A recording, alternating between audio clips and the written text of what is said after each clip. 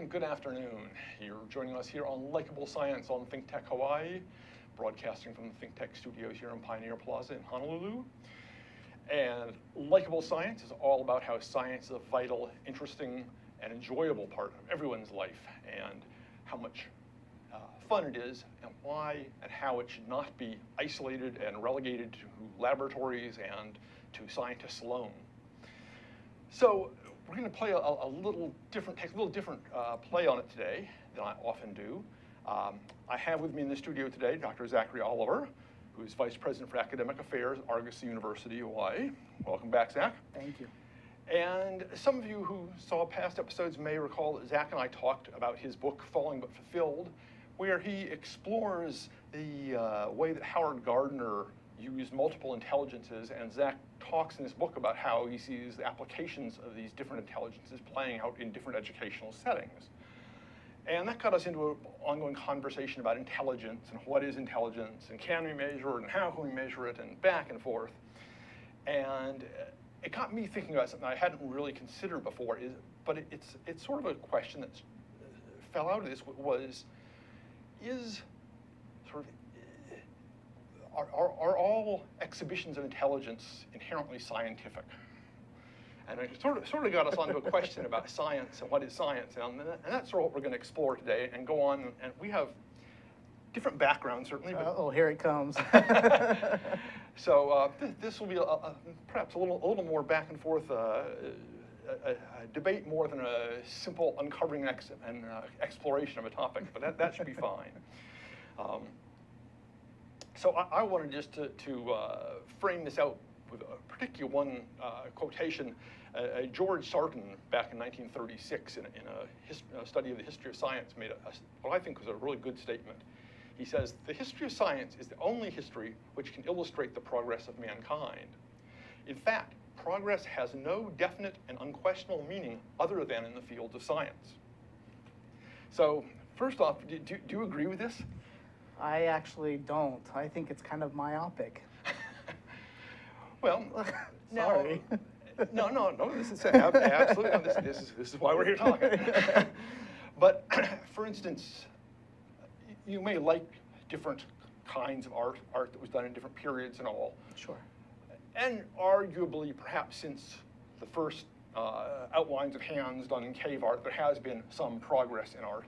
But realistically, can you talk meaningfully about progress in art in over the past few centuries? I mean, are today's painters better than Rubens or whoever your favorite artist is? I think that's a great question, and I would answer by saying the question of whether the art is better is not the right question to ask.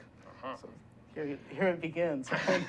Right. The question to ask is, the art is reflecting the thinking and the feelings of mankind at a particular point in history.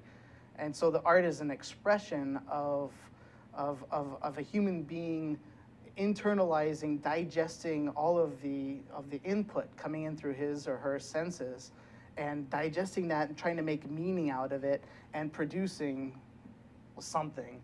And sometimes that something is art, and sometimes that something is commerce, and sometimes that something is science. Okay. So you would then say basically that you can't particularly, would you say that you can't particularly measure progress? I mean, art is being produced and is always in some sense an accurate reflection of the culture.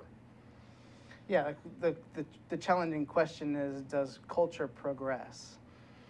Right, and I think Sarton's argument would be that science shows you very measurable. I mean, we can build bridges that you could not build 100 years ago. Right. We can build buildings. We can view objects that we could not see 10 years ago. Right. We have these pretty hard and fast measures that things, we have extended our capabilities. We can do things that we could not do before. Sure.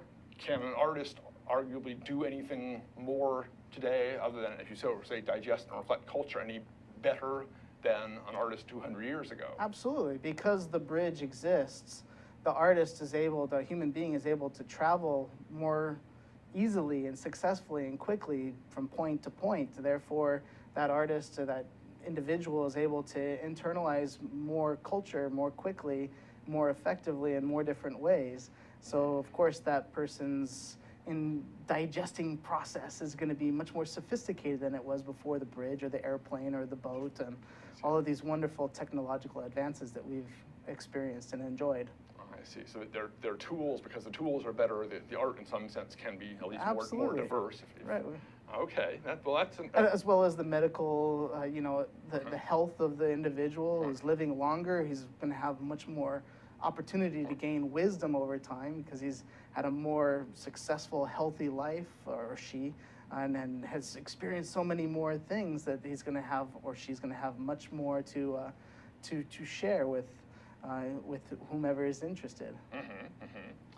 So then, so stepping back then to look back at my initial question and thinking about this in terms of intelligence. So you would then, I suspect, argue that you can make an intelligent response to a situation in through a lot of different modalities or through a lot of different approaches, not just scientific, right?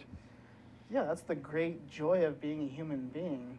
Some questions should be looked at with some methods and some ways of looking at things, and other questions are more appropriately looked at in different ways. And it's the great conversation of paradigms. It's a word that gets thrown out a lot, but that's the quintessential use of that term, paradigm. Well, okay. Just it's funny. I was talking with my wife the other day about paradigms. And so a paradigm is a sort of a set of beliefs, a coherent view of the world. Think of it as a map. Okay, a map of the world, all right, a map of the universe, as it were.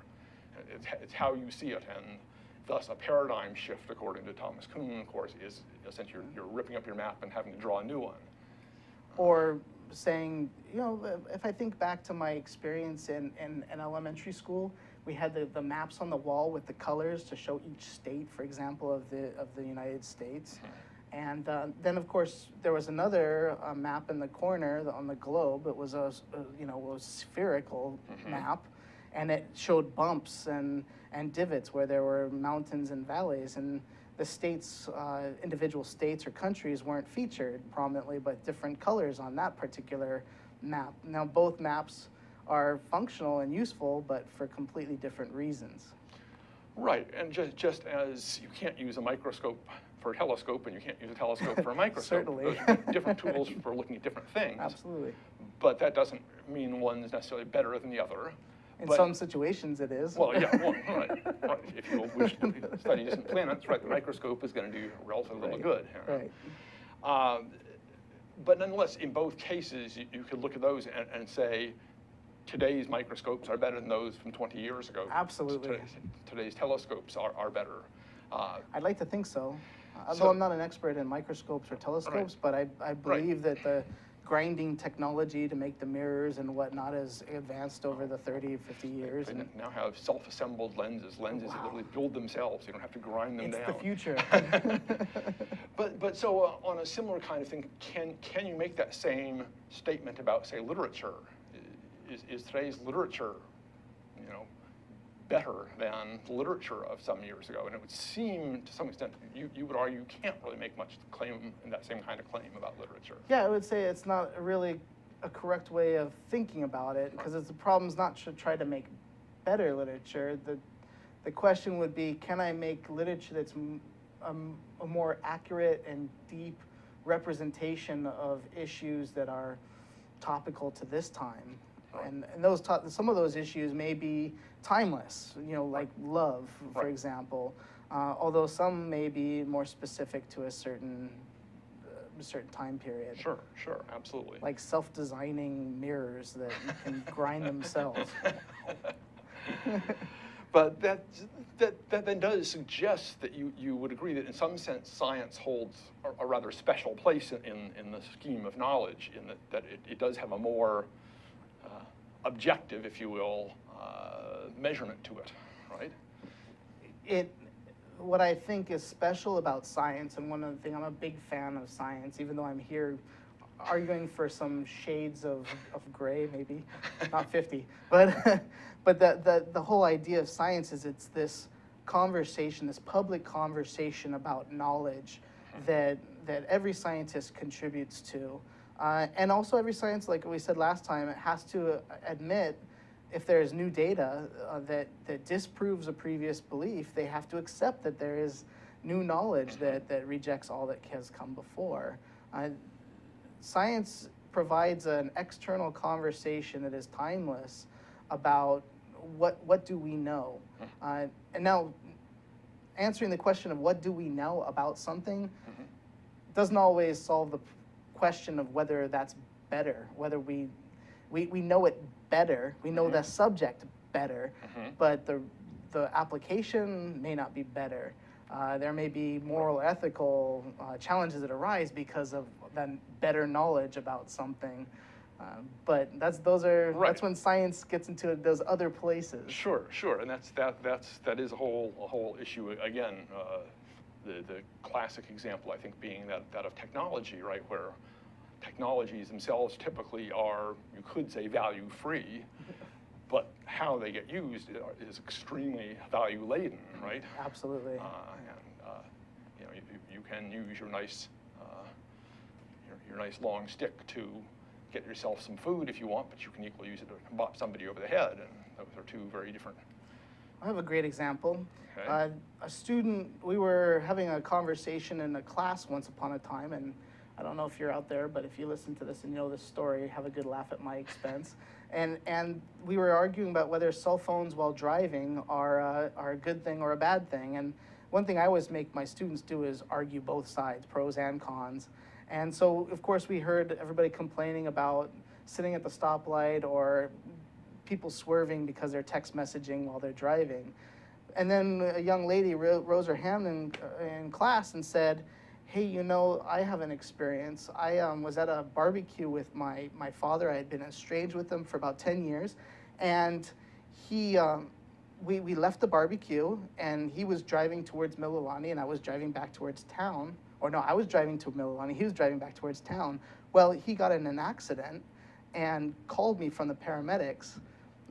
So I raced into Queens. If I had gone home and gotten a message and then driven to Queens, I never would have made it in time because he went to a coma for about 2 weeks. So that moment, that conversation and being able to get to Queens in time was this hugely life-changing event, because the 2 weeks that he was in a coma, she had this experience with him before all of this negativity had occurred.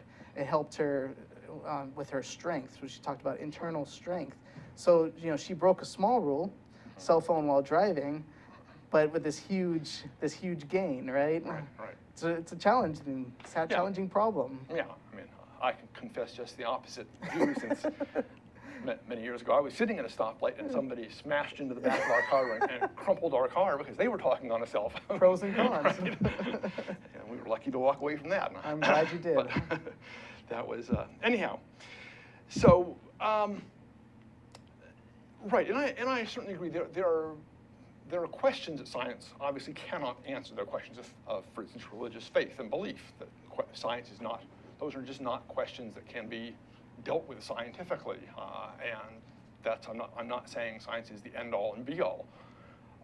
My point is I'm trying to tease apart whether science does hold a special place in the realm of sort of human knowledge, which I would sort of argue that it does, because I sort of think that quote that I started the whole thing out with is basically true, that really it is fundamentally one of the very, very few things that we can actually sort of point to and say, look, we are moving ahead here.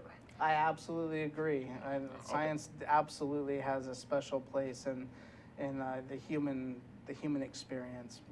Okay. Absolutely, 100% fully agree. Well, look at this. Here we start out on different wavelengths, and now we're in agreement. This is wonderful. We can just stop here. And actually, we will stop here just for a moment or two. We're going to take a brief break. You're here on Likeable Science. I'm your host, Ethan Allen. With me today is Zachary Oliver from Argosy University. We're talking about applying science principles in everyday life. We'll be right back. Aloha, I'm Kili'i Akina, president of the Grassroot Institute and host on Ehana Kako, a weekly program on the ThinkTech Hawaii Broadcast Network. Ehana Kako means let's work together. Think of the sad alternative, let's not work together. Here in Hawaii, with all of our diversity and the richness of the people, it's important for us to come together around issues on the basis of what's right and what's good and what's going to serve the common good. And that's what we try to do at Ehana Kako. Every week we interview movers and shakers, people in government, business, and other sectors of society to talk about how to create together a better government, economy, a better world here in Hawaii that can bless the rest of the world. I thank you for your attention to ThinkTech Hawaii, and we look forward to seeing you every Monday, 2 to 3 p.m. on the ThinkTech Hawaii Broadcast Network. We're Ehana Kako, and we wish you well. Aloha. And you're back on Likeable Science. I'm your host, Ethan Allen, broadcasting here from ThinkTech Studios. With me today in the studio is Dr. Zachary Oliver, the Vice President for Academic Affairs at Argosy University.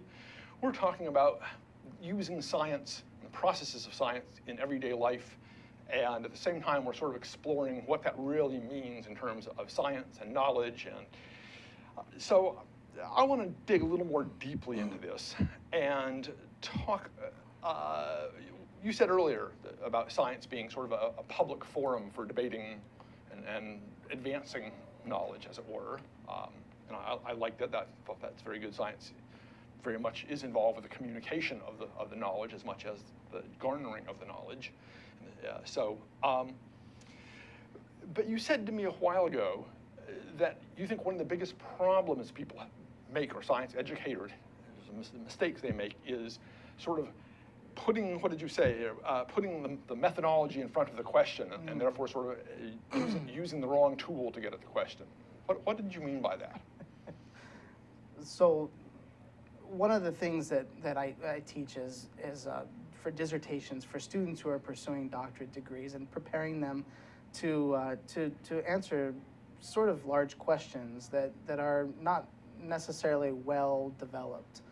And oftentimes a student will learn a tool. And I think this is especially true in our culture.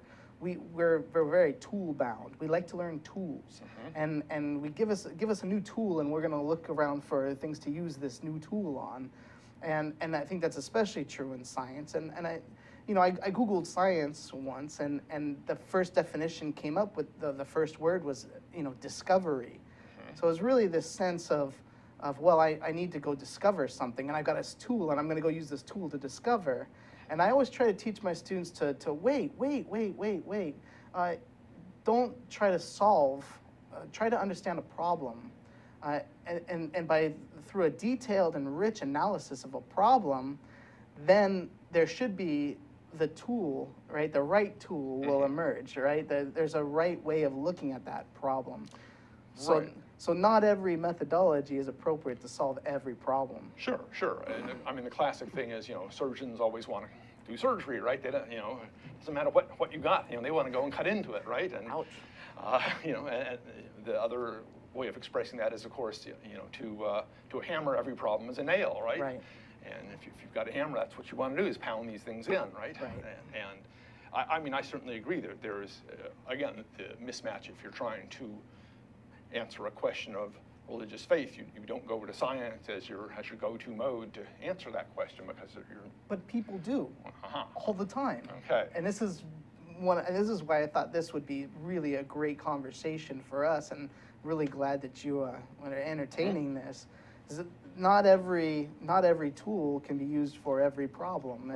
And getting that conversation out into the world, where there are some tools and some problems that match, and there are other tools and problems that don't match. Right. It's really healthy. Right. You can't use a Phillips head screwdriver on a straight slot screw, right? I mean, it's just, you're not going to get anywhere. All you're going to do is mess up the screwdriver and/or the screw. Maybe put a hole in something. Right. Your thumb, if you're lucky. No, I certainly see what you mean, and that's. I mean, I totally agree that the key issue always when you're faced with the problem is sort of stepping back and looking at the problem from hopefully a broad perspective, hopefully several perspectives, and really being sure you understand the problem thoroughly before you start working on the solution, because otherwise, if you have blinders on or looking at only a little piece of that problem, you may solve that piece may create more problems in the long run, right? And Ethan, this is such an easy thing to gloss over, Right. but it really bears repeating. The problem is the thing that needs to be focused on, not the solution. If we focus on problems, then there should be the opportunity for an elegant solution, though temporary. An elegant but temporary solution should emerge from a deep analysis of a problem. Right, so in a sense, we see this playing out in all kinds of places. For instance, you could look at the emergence of multi-drug resistant bacteria as a classic example of sort of, in an odd way, using the wrong tool, right?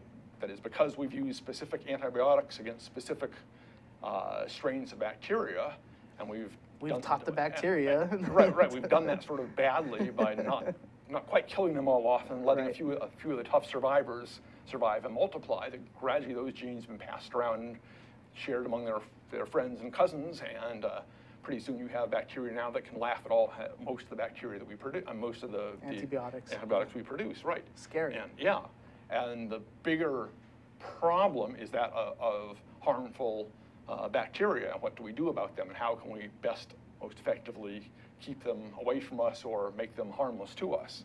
Yeah. And the big problem is in the thinking about antibiotics.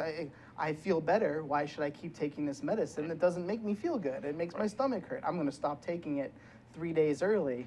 Right. Well, that's the killer. That's what creates these drug-resistant strains. Right, or the discovery that basically by feeding antibiotics to perfectly healthy farm animals, they actually gain weight faster, they grow up faster, they are bigger, and therefore they're worth more money, and therefore, by investing in a small amount of money for antibiotics, you get more output. So Ethan's picking a big fight here. Watch out. No, but I mean, it is interesting. At the same time, of course, arguing sort of other side, I mean, I will be the last person to decry the value of antibiotics. They've saved my life on a few occasions and saved billions of people's lives. Absolutely. And they've been an invaluable tool for us. So, technology, right, is neither positive or negative. It is just this tool, but how we apply these tools says a lot about how things are going to evolve, and it's going to say a lot about what the artists and the businessmen and everybody else in society are going to respond to those things with. Mm-hmm. All right. So tying this back to sort of some maybe more everyday examples, do you see cases where in business or wherever where people are doing that, are sort of asking the wrong questions and applying the wrong tools and sort of fixing the wrong thing? Oh, all the time. I think about, oftentimes there are studies that come out about perceptions, and perceptions are deeply subjective experiences from human being to human being, and that's wonderful. But we see quantitative statistical analyses of perceptions. So we have people trying to measure perceptions like there's some kind of objective thing. They're not. My experience of belongingness or satisfaction may be very different than yours, Ethan, mm-hmm. and that doesn't mean that mine is better or worse than yours.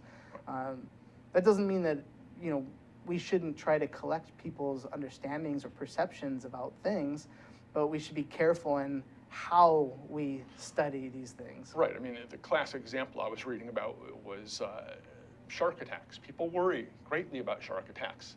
Realistically, this thing I was reading recently pointed out you have more chance in this country of being killed by a non-venomous insect that is not a bee or a wasp or anything than you do by being killed by a shark. In any given year, more people die. I mean, it wasn't made clear how do you die from non-venomous insects, but people do. Apparently swallowing them, choking on them, I guess. I don't quite know. Then people are killed by sharks. So I mean, and yet no one worries about swallowing the fly, as it were. But people do worry about sharks. But they should? Is that what we're saying? Well, they should more so than sharks. But people, after you see Jaws, right, you start. Sharks are bigger. Right, you check your bathtub, So.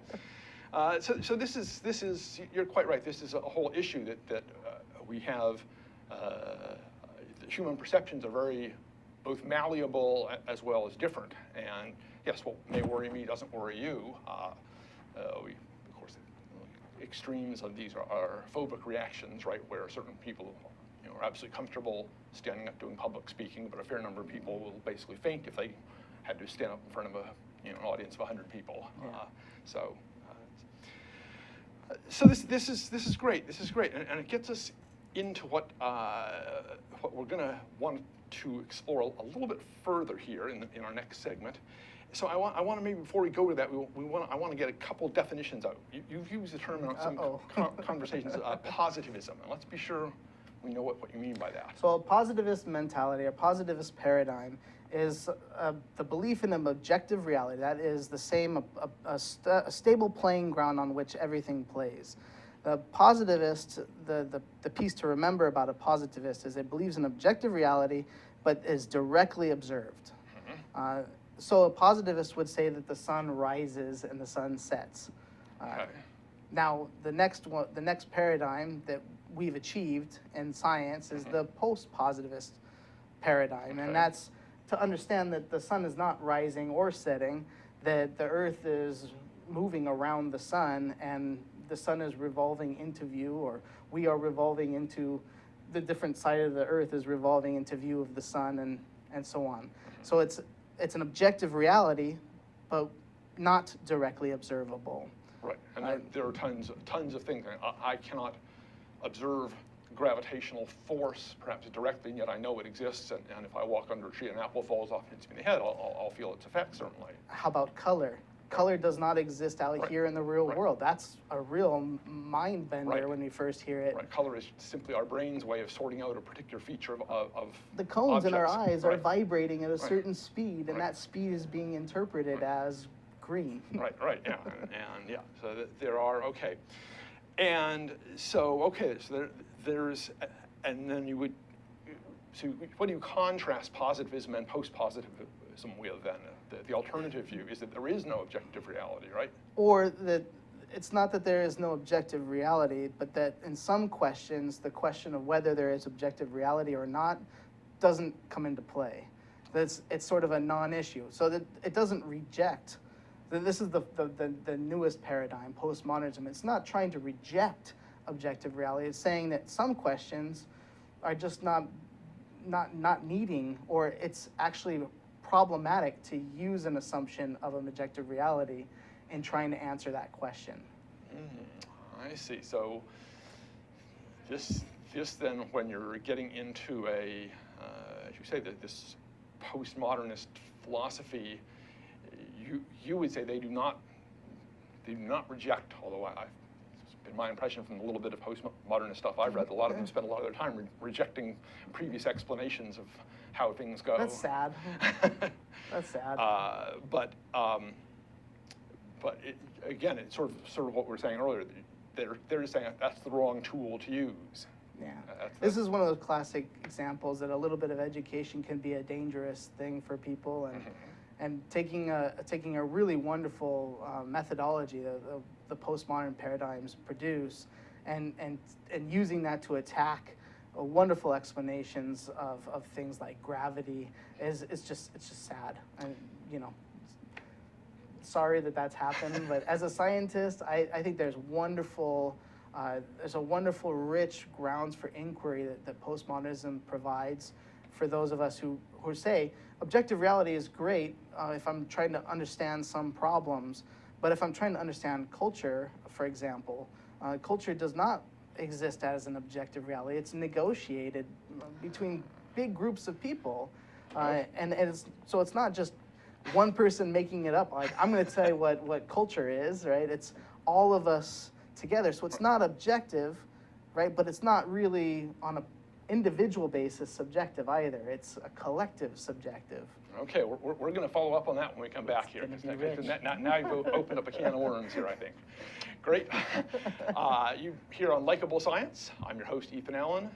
Zach Oliver is debating modernism, postmodernism, positivist viewpoints with me. So we're having fun here. We'll be right back after the break. Hi, Jay. Hi, Keith. My name's Keith Bettinger. I knew that. And I'm the host of ThinkTech Asia. I knew that too. Here on ThinkTech. Fabulous. You got a great show going, Keith. Thank you very much. And for our viewers out there that are interested in ThinkTech Asia, it airs every Tuesday from 4 to 4:45, and it can be accessed online at ThinkTech.com. Yeah, so what kind of guests you like? Well, we have a number of guests from academia, from practitioners of international affairs. Sometimes we have military officials. Sometimes we have public officials on the show. And our goal, we try to talk about current issues in South Asia, Southeast Asia, East Asia, and Central Asia, all throughout the Asian realm in more depth than you would find in traditional mainstream That's the media. difference, isn't it? Exactly. That you're reaching out beyond what ordinary news media would do. Right. And that's why we like you so much. We're trying to provide a thinking person's perspective, an intelligent perspective on what's going on, and we're both sides of the story, or even when there's more than two sides, we try to cover every angle. And I think that's one of the big benefits that we provide here at ThinkTech, is it's a really innovative source of educational programming for the people of Hawaii. You're great, Keith. You are a great host. You got a great show going on. I watch it every week. Thanks very much. Why don't you guys watch it every week too, okay? 4:45 to 4 to 4:45 every Tuesday. Aloha, I'm Hunter Hevlin, host of Sustainable Hawaii here at ThinkTech Hawaii. You can tune in every week on Thursday at 2 p.m. to see interviews with sustainability professionals from around the state and even further abroad, learning about activities with water management, food security, waste management, and a whole host of other fascinating opportunities to get engaged with making a greener island. So if you're interested in making the transition from consuming individuals to communities of producers, check us out every Thursday. And you're back here on Likeable Science here on a Friday afternoon. ThinkTech Hawaii. I'm your host, Ethan Allen. Dr. Zachary Oliver is with me in the studio today, Vice President for Academic Affairs, Argosy University Hawaii. He and I are talking about science and how science gets used in people's daily lives. And we've gotten a little bit digging into sort of some of the underlying ways of, or sets of beliefs, I guess you could call them, that underlie science. And your point was, and I think it's a very valid one, there are certainly questions that cannot be addressed by science and things, but there are, you finished up in the previous segment about talking about culture and not being able to study, not being able to talk about culture in objective terms. And I want to just dig into that for a moment, because I think there's some anthropologists and sociologists and such people around who would say, well, yes, what I do is indeed scientifically rigorous, and I can, we can come to consensus on And this. I absolutely agree. Right. So, but then, and I think anthropology as a discipline can be said that it has advanced and progressed. So what is it that it's doing, as it were, that's different from science that you're saying is not? This is a great question. So anthropology, sociology, these are rigorous scientific movements that are trying to understand phenomena. And so the greater field of study here, or the sort of the undercurrent underneath the various questions being asked by these different kinds of social scientists, is what is this phenomenon? This is phenomenology. Phenomenology has been around for about 100 years. It's the study of a phenomenon. A phenomenon is not necessarily something that is a true in the sense of an objective truth, like water is real, and a table is real, or a shirt, or a person. At the sense of a phenomenon is something that we experience, but we don't have any evidence on a physical plane for. So, I mean, how is this different from your earlier example of sunrise, sunset, right, which we experience in one way, and yet now we understand it in a different way? That's a great question, and I would say phenomenology exists now because we don't have another way to study it. I know that like for example, psychology has tried to work towards understanding emotion as an effect of hormones and various biological processes that are originate in the brain and move through the body and move back and forth, and we're starting to have understanding of these things in that sense. Mhm. But even if we were to simplify the experience of an emotion down to a hormone or a biochemical process, would we be able to really, would it be a good substitution and or way of moving away from the conversation of what it's like to fall in love for a human being? I mean, if I were to sum up love as a biochemical process, would that would be appropriate on one level for one kind of conversation. But would we want to take away the experience of a human being falling in love and or sharing that experience with another human being? I see you getting a very interesting question. My wife is for many years made kaleidoscopes and was one of the foremost kaleidoscope artists in the US. And she routinely had people tell her they didn't want to know how these things worked because they felt once they understood how it worked, they wouldn't be enjoyable anymore. They wouldn't like to look at them anymore. And I know how they work quite well. I've helped her build them. She knows how they work much better than I, because she's built thousands and thousands of them, and she still enjoys looking at them. I mean, it's so. No, I think that understanding a phenomenon, and indeed the recent technologies have allowed us, for instance, to take say a rat who may be very timid, and by stimulating certain little neurons in its little brain, we can make that rat feel much bolder and more assertive. And they can do this now by just like shining pulses of light into its brain because of clever technologies. But so that they're manipulating perceptions, feelings, phenomena in a sense of how you're using the term, and we are understanding. To some extent, we do not know, does that rat feel bold? But he's certainly acting bold, right? Versus acting fearful. Right, the internal, external problem, right. Right. So, and that you can see that could be a very useful thing if you have somebody who is socially shy to the point where it's inhibiting their whole well-being, their social interactions.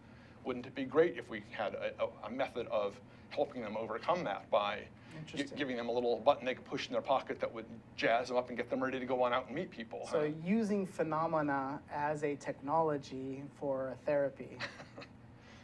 This is definitely the cutting edge there, Ethan. Yeah. Well, this is the kind of stuff. But the thing I've had some trouble with in the whole postmodernist piece, that it seems to me, and you sort of deny this, but it seems to me it very rapidly gets you onto the slippery slope of relativism and sort of saying, hey, all viewpoints are of equal value, and no viewpoint can be said to be better or worse than any other.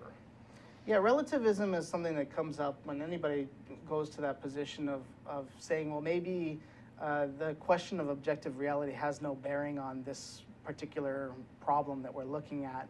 And so people say, well, if there's no objective reality, then everything is going to go haywire and disintegrate into nothingness. And I would say, not so fast. There's a big, vast middle ground there. For example, sitting here in front of these cameras and having this conversation with you, Ethan, I'm not just one person. I'm I'm a product of my education. Sure. I'm a product of my parents' upbringing.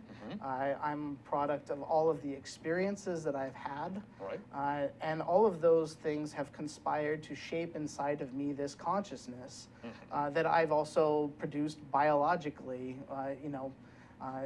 without much choice in the matter. Right. But I am not just sitting here as an individual. I'm sitting here as a sum total of all of these representations, sort of the ultimate democracy, right?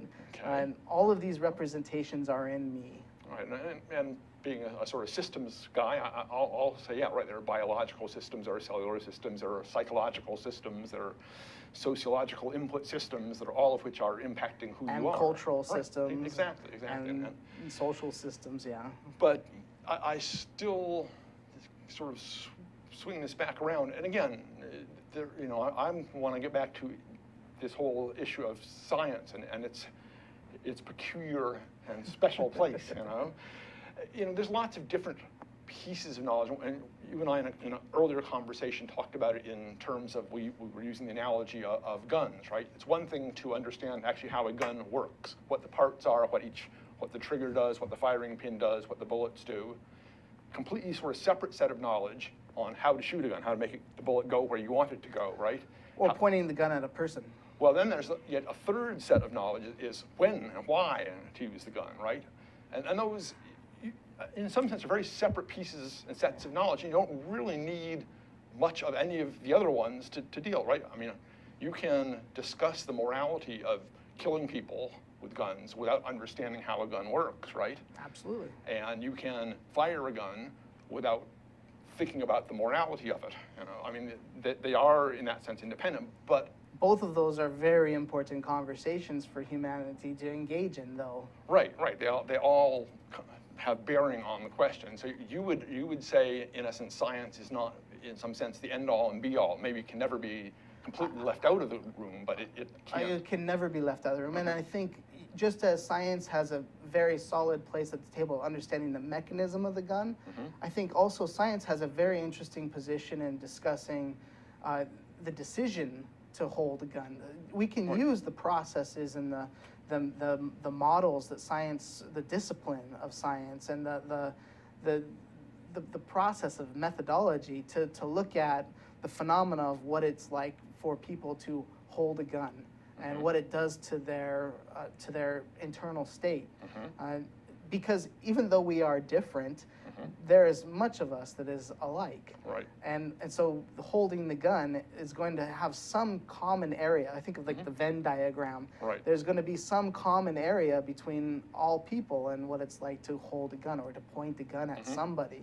And by understanding that question, which is a very visceral metaphor you use here, Ethan, but that is going to conjure up feelings that are subjective on one level, but are common among humanity on another level. So it can't be truly objective, right? But the commonality between all people, right, that phenomena that's shared among people is important to study, and science is the only tool that we really have to go look at those problems. Okay. Now, this is making more sense to me. I'm now. keeping up with Right. No, you. It's Friday. Happy Aloha Friday, everybody. So no, this is really wonderful, and I certainly hope I have not been giving you a hard time. I have not meant to. It's fun to explore this kind of stuff and to think about, and this is why I think that thinking about science and how we use science and the processes of science. People often think that science is just sort of this set of facts, this body of knowledge that is held sort of by these special creatures called scientists. And that's right. Right. And that's that's obviously false. For one, the facts of science are at best transient, and are changing all the time. Right. Two, science is much more about the processes and practices and methodologies that are being employed to get at those facts than it is really about the facts themselves. And even that doesn't really capture the whole being. Science is inherently a very, as you've observed, a very social process that involves sharing the information, debating the information, evaluating the information that's being produced. So it's wonderful to see that how this discussion about science can, at the same time, touch on fairly deep questions about what do we know, how do we know it, and at the same time deal with very real life situations, right? Yeah, as in, okay, I'm dealing with this problem today, and what is the right tool by which to address this problem? Do I go and collect data and do a statistical analysis on it? Or do I go and collect memories from my colleagues and people around me of how they've dealt with it? Or do I consult my guru about it? Do I consult my guru about it? Do I go pray about it? Right. And all of these may be right in different situations. There we go. Depending on the question. Depending on the question. Right? Absolutely. Well, that's wonderful. That's a great way to end this. I very much appreciate your coming on the show again today, Zach, and talking about this. Zachary Oliver, the VP of Academic Affairs for Argosy University Hawaii. I'm your host, Ethan Allen. You've been watching Likeable Science, and I hope to see you here again next week on Friday. Thanks a lot. Aloha.